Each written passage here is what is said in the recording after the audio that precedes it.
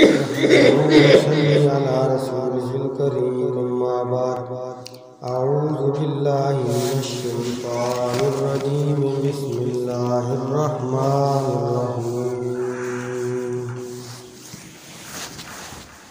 الحمد للہ رب العالمین الرحمن الرحیم مالک یوم الدین ایاک نعبد و ایاک نستعین اهدنا الصراط المستقيم صراط الذين أنعمت عليهم غير المغضوب عليهم ولا الضالين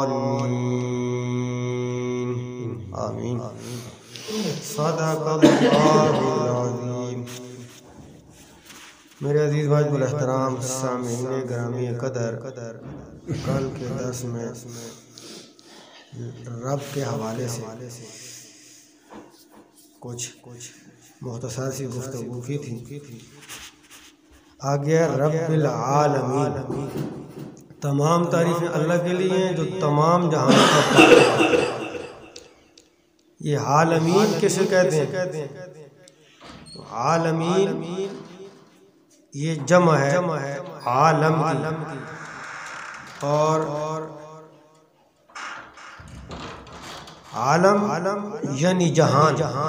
عالم ایک جہان، عالمین بہت سارے جہان، تو یہاں اس کا ترجمہ یہ ہوگا تمام تعریفیں اللہ ہی کے لیے ہیں، وہ اللہ جو تمام جہانوں کا پالنے والا ہے۔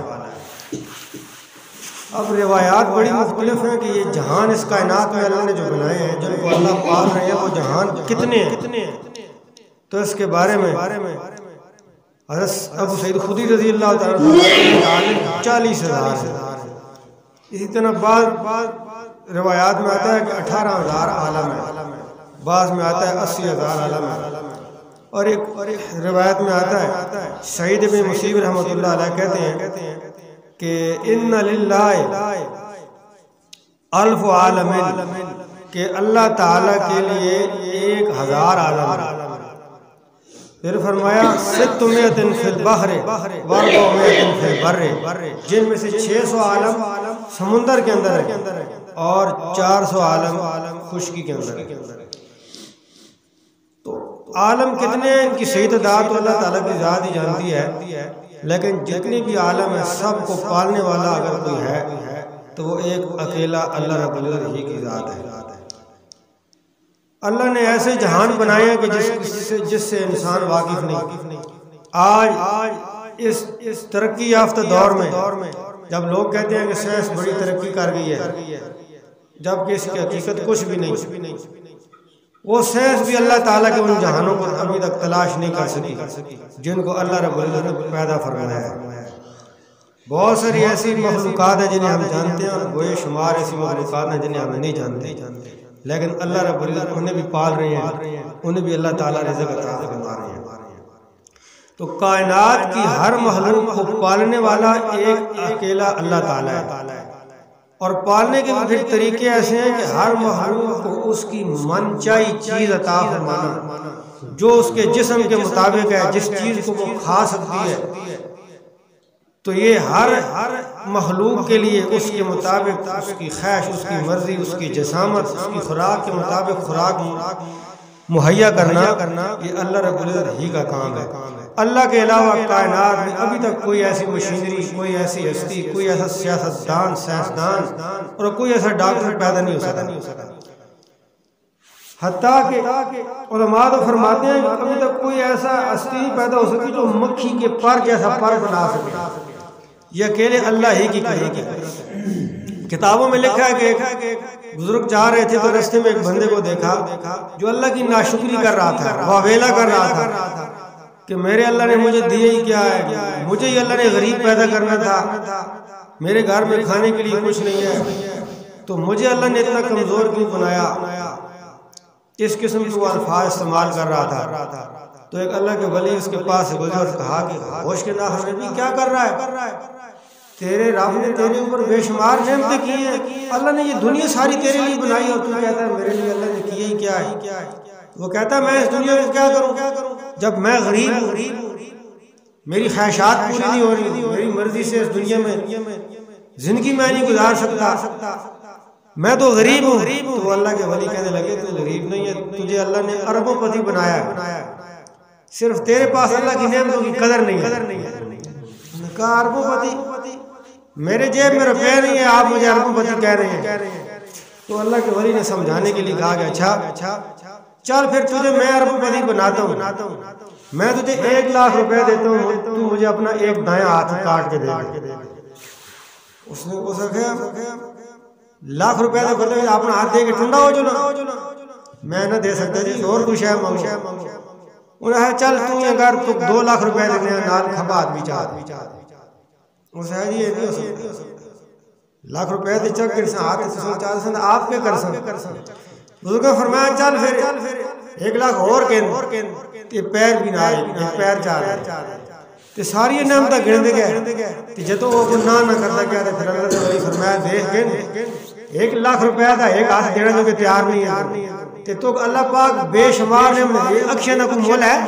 اللہ پاک دیکھنا جو کہ اکشے دیتی ہیں, ڈاکٹر کو چلو نا یہ دویاں اکھیاں سن لا کے دیو, او پہلے لاکھ روپے تو اس کے آپریشن تے کینسل, پھر لاکھ روپے او اکھ جڑی کسی انسان دے اندروں کٹ کے تو سب لا کے دینی ہے, لکھاں کروڑوں روپے اس کی اکھی دے مانگ دے سمجھا کہ او نہ بڑائی بھی نہیں. اللہ پاک مفت وچ اکھیاں چاہ دیتی ہیں, مفت وچ ہاتھ بڑھائے پیر بڑھائے, تو کروڑ پتی ہیں بھائی, کروڑ پتی ہو کہ اللہ پاک دی نعمت دی ناشکری کر رہے ہیں. اس ٹائم مجھے دماغ سمجھ آئی کہ واقعتاً اللہ رب العزت نے مجھے اتنی نعمتیں بے شمار بغیر کسی محنت کے, بغیر مانگے, بغیر قیمت کے دے دی ہیں, اور میں اپنے اللہ کا ناشکر ہوں, ناشکری کر رہا ہوں. آج کسی کا دل کا وال فیل ہو جائے تو وہ جاتا ہے ڈاکٹر ہزاروں روپے مانگ لیتے ہیں, لیکن دل نیا نہیں لگا کے دے سکتے, اور اللہ نے فی سبیل اللہ مفت میں یہ چیزیں عطا فرمائی ہیں. تو ہر انسان کو پالنے والا یہ ایک اکیلا اللہ تعالیٰ ہی کی ذات ہے.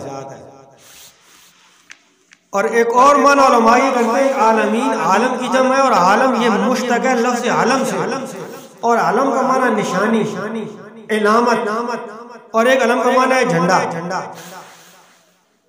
تو جھنڈے کو بھی جھنڈا اس لیے کہتے ہیں کہ وہ نشانی ہوتا ہے, ہر ملک کا جھنڈا اس ملک کی نشانی ہوتا ہے. پاکستان کا جھنڈا سبز ہلالی پرچم, یہ ملک پاکستان کی نشانی ہے. دنیا کے کسی کونے میں یہ جھنڈا لگا ہوگا تو دیکھنے والا سمجھ جائے گا کہ یہاں کوئی پاکستانی رہتا ہے اور یہ جھنڈا پاکستان کا لگا ہوگا. اسی طرح امریکہ کا جھنڈا امریکہ کی نشانی ہے, ہر جماعت کا جھنڈا اس جماعت کی نشانی ہوتا ہے. پی ٹی آئی کا جھنڈا پی ٹی آئی کی جماعت کی نشانی ہے, مسلم لیگ کا جھنڈا مسلم لیگ کی نشانی ہے, اور یہ بتاتا ہے کہ اس جھنڈے کی یہ جماعت ہے. تو اسی طرح یہ سارے جو جہان ہیں, یہ جہان اللہ رب العزت کی نشانی ہے. یہ جہان نشانی ہے, یہ بتا رہی ہے کہ اس کو کوئی پالنے والا ہے. کتابوں میں علماء نے مثالیں دی ہیں کہ آپ رستے میں جا رہے ہیں تو پیر کا نشان آپ نے لگا ہوا دیکھا, اس نشان کو دیکھ کے آپ سمجھ جاتے ہیں کہ یہاں سے کوئی انسان گزرا ہے, کیونکہ یہ پیر کا نشان لگا ہوا ہے.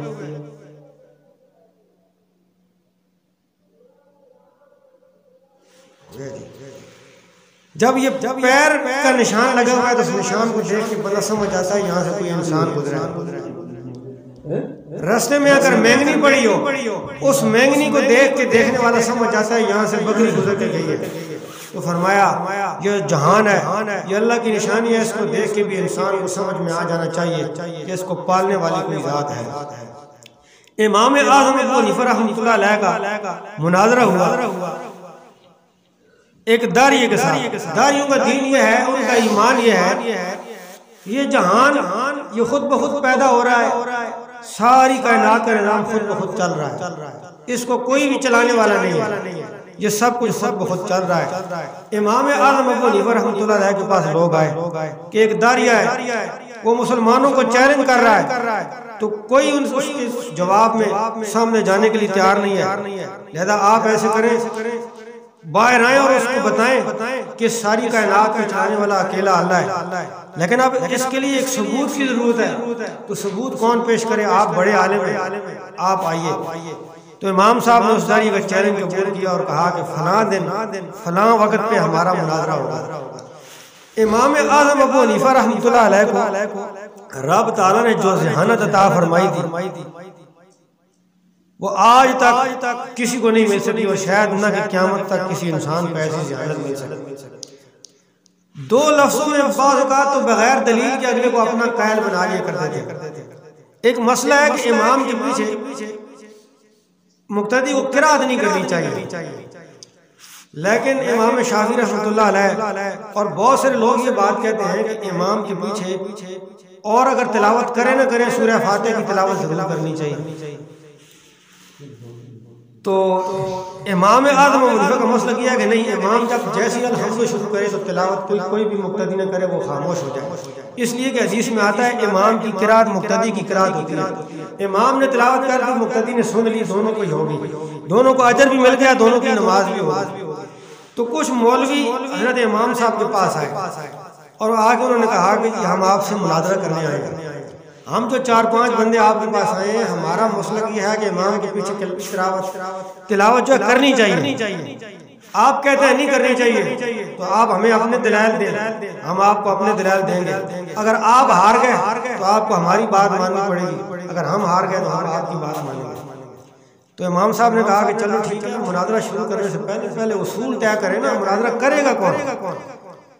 میں اکیلا ہوں، میں بات کروں گا تمہیں سمجھ آ جائے گی، لیکن تم 4-5 تو تم سارے اکٹھے تو بات کر نہیں سکتے، تو لہٰذا تم ایسے کرو، اپنے میں سے ایک بندے کو اپنا امام بنا لو، اپنا پیشوا بنا لو، اس کی بات تمہاری بات ہوگی، اس کی جیت تمہاری جیت ہوگی، اس کی ہار تمہاری ہار ہوگی، جو وہ بات کرے گا تم سب کو منظور ہوگی کہ ہاں یہ ہماری طرف سے بات کر رہا ہے۔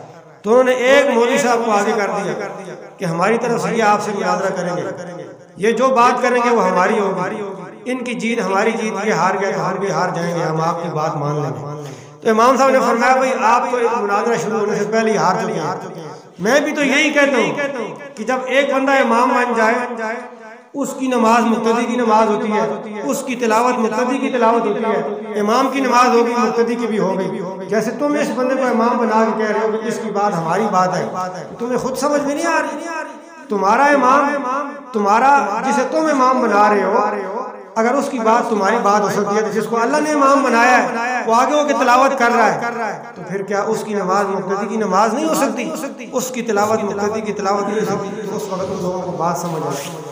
تو یہاں مجمع جمع ہے، وہ در یہ آیا چیلنج کر رہا ہے، لوگوں دیکھو تمہارا مولوی ہار گیا۔ میں کہتا تھا نا کہ کائنات خود بخود ایک بنی تھی، بنائی ایک چیز تھی، اور خود بخود یہ سارا نظام چل رہا ہے۔ تو امام صاحب رحمۃ اللہ علیہ جان بوجھ کے تھوڑا سا لیٹ پہنچے، جب لیٹ پہنچے تو اس نے کہا آپ نے تو پہلے ہی خلاف ورزی کر دی کہ آپ تو ٹائم پہ آئے نہیں ہیں۔ تو امام صاحب نے آگے سے کہا کہ میں دیر اس وجہ سے ہو گئی ہے کہ میں دریا پار سے آ رہا ہوں۔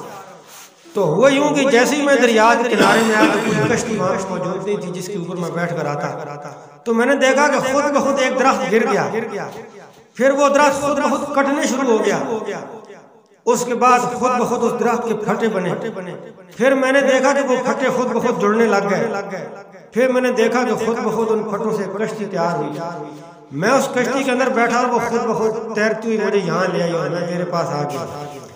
تو وہ در یہ بڑا ہنسا اور لوگوں سے کہا کہ دیکھو کتنا جھوٹ بول رہا ہے تمہارا مولوی، درخت خود بخود گر سکتا ہے، پھر اس کے اندر سے پھٹے خود بخود بن سکتے ہیں، پھر ان پھٹوں سے خود بخود کشتی تیار ہو سکتی ہے، پھر وہ کشتی خود بخود سمندر میں تیر سکتی ہے۔ تو امام صاحب نے فرمایا یہی بات تو میں تجھے سمجھانے آیا ہوں، جب ایک درخت خود نہیں کٹ سکتا، اس کے پھٹے خود نہیں بن سکتے، کشتی خود تیار نہیں ہو سکتی، ایک چھوٹی سی کشتی خود تیار نہیں ہو سکتی، اتنا بڑا جہان یہ خود تیار ہو گیا ہے، یہ درخت خود پیدا ہو گئے ہیں، انسان خود پیدا ہو رہے ہیں، یہ ان کے کھانے پینے کا سامان یہ خود کیسے پیدا ہو سکتا ہے؟ اس سمندروں کو چلانے والا، پہاڑوں کو پیدا کرنے والا، درختوں کو پیدا کرنے والا، زمین سے اناج کو آگے اگانے والا کوئی ذات ہے۔ تب اس وقت اس داری کو سمجھ آئی کہ واقعتاً میں تو غلط تھا، جب درخت خود نہیں کٹ سکتا، کشتی خود نہیں بن سکتی، تو اتنی بڑی کائنات کیسے خود بن سکتی ہے؟ تو بھائی یہ جہان یہ اللہ کی دلیل ہے، اللہ کی نشانی ہے، یہ بتا رہی ہے کہ اس کائنات کو چلانے والی کوئی ذات ہے۔ اسی طرح سورہ شعراء میں حضرت موسیٰ علیہ السلام کا واقعہ آتا ہے، 19واں پارہ ہے اور سورت کا نام سورہ شعراء ہے۔ اور آیت نمبر سورہ شعراء کی 10 ہے۔ اس میں رب العالمین نے حضرت موسیٰ علیہ السلام کا واقعہ ذکر کیا کہ حضرت موسیٰ نے جب فرعون کے دربار میں کہا تھا کہ میں اللہ کا رسول ہوں، میں اس رب کا رسول ہوں جو جہانوں کا رب ہے، تو فرعون نے سوال کیا تھا وما رب العالمین، رب العالمین کون ہے؟ تو حضرت موسیٰ علیہ السلام نے جواب دیا تھا کہ رب العالمین ہے کون؟ تو یہاں سے یہ آیت نمبر 10 ہے، اللہ تعالیٰ یہاں سے ذکر فرماتے ہیں کہ وَإِذْ نَادَى رَبُّكَ مُوسَىٰ أَنِ ائْتِ الْقَوْمَ الظَّالِمِينَ، موسیٰ علیہ السلام کو اللہ تعالیٰ نے کہا کہ اے موسیٰ علیہ السلام آپ ظالم قوم کے پاس جائیے۔ کون سی قوم ہے؟ فرمایا قوم فرعون کی قوم کے پاس۔ الا یتقون، کیا وہ ڈرتے نہیں ہیں؟ قال رب انی اخاف ان یکذبون، حضرت موسیٰ فرمانے لگے اے اللہ مجھے ڈر ہے، مجھے ڈر یہ ہے کہ میں اس کے پاس جاؤں گا تو پہلے تو مجھے جھٹلائیں گے، میری بات نہیں مانیں گے، اور جب وہ میری بات نہیں مانیں گے اور میں آپ کا نبی ہوں تو میرا دل تنگ ہوگا، پریشان ہوگا۔ اور تیسری بات یہ ہے کہ وہ جو بچپن میں نے منہ کے اندر وہ آگ کا انگارہ ڈال لیا تھا، اس کی وجہ سے میری زبان میں لغنت پیدا ہو گئی ہے، تو میں جب جلدی فساد کے ساتھ وہاں بات نہیں کر سکوں گا، تو اے میرے اللہ آپ ایسے کیجئے کہ جو میرا بھائی ہارون ہے اس کو بھی نبی بنا دیجئے، یہ میرا مددگار ہوگا، میرے ساتھ جائے گا، کیونکہ یہ فساد کے ساتھ بول لیتا ہے۔ تو علماء فرماتے ہیں اس کائنات میں قیامت تک کوئی بھائی اپنے بھائی کے لیے ایسی دعا نہیں کر سکے گا جیسی دعا حضرت ہارون علیہ السلام کے لیے حضرت موسیٰ نے کی، کہ حضرت موسیٰ نے کہا تھا کہ اس کو بھی آپ نبی بنائیے اور میرے ساتھ یہ جائے گا اور میرا مددگار ثابت ہوگا۔ تو بہرحال حضرت موسیٰ علیہ السلام اپنے بھائی حضرت ہارون کو لے کے فرعون کے دربار میں جا رہے ہیں۔ تو جب فرعون کے دربار کے پاس جانے لگے تو مفسرین لکھتے ہیں کہ فرعون نے پابندی لگائی ہوئی تھی، تو پہلے 2 سال فرعون کے دربار کے اندر یہ داخل ہی نہیں ہو سکے۔ پھر جب لوگوں میں تبلیغ کا سلسلہ شروع کیا تو اچانک ایک دن فرعون کا جو درباری تھا وہ دربان اندر گیا اور فرعون سے کہتا ہے کہ یہاں ہمارے گاؤں میں ایک ایسا بندہ ہے جو اپنے آپ کو اللہ کا رسول کہتا ہے، تو آپ کی بجائے ایک علیحدہ خدا کو وہ مانتا ہے اور اس کا رسول بن کے وہ آیا ہے۔ تو فرعون درباریوں کو آسانی کے لیے کہتا ہے کہ چلو اسے اندر ہمارے پاس لے آؤ، ہو سکتا ہے اس کی وجہ سے ہمیں ہنسی آ جائے، مطلب ہے کہ آسی میں اللہ کے رسول ہنسی مذاق اڑا سکتے سارے ہنساں۔ تو بہرحال حضرت موسیٰ علیہ السلام اور حضرت ہارون دونوں فرعون کے دربار کے اندر داخل ہو گئے اور وہاں جا کے کہتے ہیں انا رسول رب العالمین، ہم تمہارے تمام جہانوں کے رب کی طرف سے رسول بنا کے بھیجے گئے ہیں، ان ارسل معنا بنی اسرائیل، اور تیرے پاس اس لیے آئے ہیں کہ تو ہمارے ساتھ بنی اسرائیل کو بھیج دے۔ قال الم نربک فینا ولیدا ولبثت فینا من عمرک سنین۔ اب یہ فرعون کی اور حضرت موسیٰ علیہ السلام کی آپس میں باتیں ہوئی ہیں۔ یہاں مفسرین نے ایک بات یہ بھی لکھی ہے کہ اس وقت فرعون چہل قدمی کر رہا تھا اور اس نے جو جنگلی جانور شیر، چیتا اور اس قسم کے جو خطرناک جانور پالے ہوئے تھے وہ دربار کے اندر باہر کھلے عام گھوم رہے تھے، تھوڑی دیر کے لیے ان کے ساتھ وہ اپنا دل بہلا رہا تھا۔ تو جیسے حضرت موسیٰ اور ہارون اندر داخل ہوئے تو وہ جو ان جانوروں کو پکڑنے والے سنبھالنے والے لوگ تھے وہ بڑے ڈر گئے کہ یہ تو ان مہمانوں کو کھا جائیں گے، اور انہوں نے دیکھا کہ وہ شیر اور چیتے حضرت موسیٰ اور ہارون کی جانب بھاگ رہے ہیں، وہ بڑے ڈر گئے کہ ان کو تو یہ اپنا لقمہ بنا لیں گے۔ لیکن تھوڑی دیر کے بعد فرعون سمیت سارے حیران ہوئے کہ حضرت موسیٰ اور ہارون کے پاس وہ شیر اور چیتا جاتے ہیں اور ان کے سامنے کھڑے ہو کے اپنی دو ہلانے لگ جاتے ہیں، پھر بیٹھ جاتے ہیں اور بیٹھ کے اپنا سر حضرت موسیٰ اور ہارون کے پاؤں کے اوپر ملتے ہیں، اس کے بعد بیٹھتے ہیں اور اپنے رخساروں کو حضرت موسیٰ اور ہارون کے ران کے ساتھ رگڑتے ہیں اور فرم برداری کرتے ہوئے وہاں پہ بیٹھ جاتے ہیں۔ تو پہلے یہ بات دیکھ کے سارے حیران ہو گئے، یہ کوئی معمولی انسان نہیں آ رہا ہے، یہ کوئی اللہ رب العزت کی پسندیدہ لوگ آ رہے ہیں۔ بہرحال جب حضرت موسیٰ اور ہارون گئے اور کہا کہ میں رب العالمین کے ہم اللہ رسول بن کے آئے ہیں، تو فرعون آگے سے کہتا ہے اپنے درباریوں سے کہ الا تستمعون، اور سنتے ہو؟ آج تک میرے علاوہ کوئی خدا کائنات میں آیا نہیں، اور یہ کہتے ہیں ہم خدا کے رسول بن کے آئے ہیں۔ تو سارے درباری خاموش ہو گئے۔ اس کے بعد وَقَالَ رَبُّكُمْ وَرَبُّ آبَائِكُمُ الْأَوَّلِينَ، فرعون نے ایک سوال کیا، تم رب العالمین کے رسول ہو؟ تو پھر کہا وَمَا رَبُّ الْعَالَمِينَ، رب العالمین کون ہے، کہاں ہے؟ اب حضرت موسیٰ جواب دے رہے ہیں قَالَ رَبُّ السَّمَاوَاتِ وَالْأَرْضِ وَمَا بَيْنَهُمَا، رب العالمین وہ ہے جو آسمانوں کا رب ہے، جو زمینوں کا رب ہے، وما بینہما، اور آسمانوں میں جو مخلوقات ہیں ان کو بھی پالنے والا، اور زمین کے اندر جتنی بھی مخلوقات ہیں ان کو بھی پالنے والا، اس ہستی کو رب العالمین کہتے ہیں۔ ان کنتم موقنین، اے فرعون اگر تو یقین کرے۔ قالا، اب فرعون پھر کہنے لگا لمن حولہ، جو اس کے ارد گرد تھے، الا تستمعون، اور سن رہے ہو، آواز آ رہی ہے، یہ کیا کہہ رہا ہے؟ قال ربکم ورب آبائکم الاولین، اب حضرت موسیٰ نے کہا رب العالمین وہ ہے ربکم جس نے تجھے پیدا کیا ہے، ورب آبائکم الاولین، اور تم سے پہلے جو تمہارے باپ دادا تھے ان کو بھی پیدا کرنے والا جو ذات ہے وہ رب العالمین ہے۔ قالا ان رسول، اب فرعون نے دیکھا کہ سارے لوگ خاموش ہیں اور وہ حضرت موسیٰ کی بات غور سے سن رہے ہیں، اور قریب ہے کہ یہ موسیٰ علیہ السلام کی بات کو مان لیں، تو فرعون ان سے کہتا ہے ان رسولکم الذی، تمہارا یہ رسول ارسل الیکم جو تمہاری طرف بھیجا گیا ہے لمجنون، یہ تو مجنون ہے، یہ دیوانوں والی باتیں کر رہا ہے۔ پھر حضرت موسیٰ بول پڑے قال رب المشرق والمغرب، رب العالمین وہ ہے جو مشرقوں کا پالنے والا ہے، والمغرب اور مغرب کا پالنے والا ہے، وما بینہما، مشرق اور مغرب کے درمیان جتنے بھی انسان ہیں، جتنے بھی جانور ہیں اور جتنے بھی مخلوقات ہیں سب کو پالنے والا۔